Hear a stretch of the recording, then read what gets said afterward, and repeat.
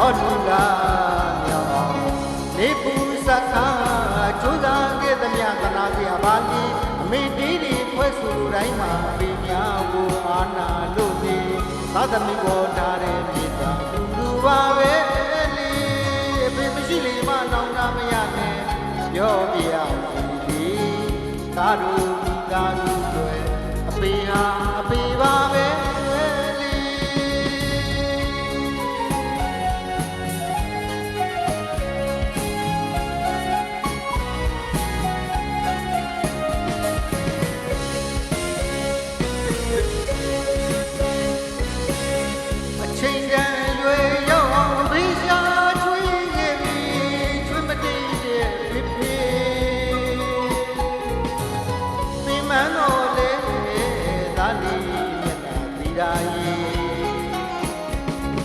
သမီးလေးမျက်နှာစိတ်ဆန်းရင်ကျမ်းနဲ့အဖေရဲ့ရက်တူ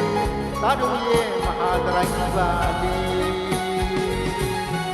လောကလူတိုင်းတွေအဖေနာအဖေပါပဲ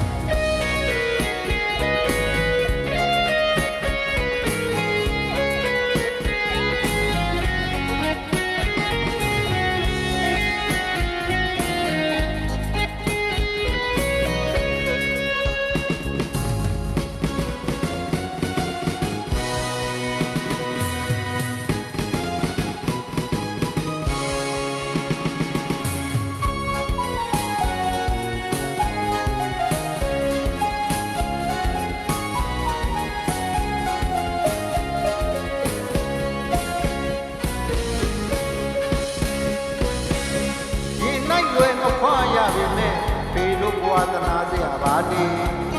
အချိန်တန်ဟောတူလာမြောင်နေပူစခါကျိုးစားခဲ့သမျှသနာစရာပါလေအမိတေးတွေဖွဲ့စုတိုင်းမှာဒီများကိုအာနာမိနေသာသမီပေါ်ထားတဲ့သူကတူပါပဲလေအဖေမရှိလေမနောင်နာမရနဲ့ပြောပြရစီသာတို့သာတို့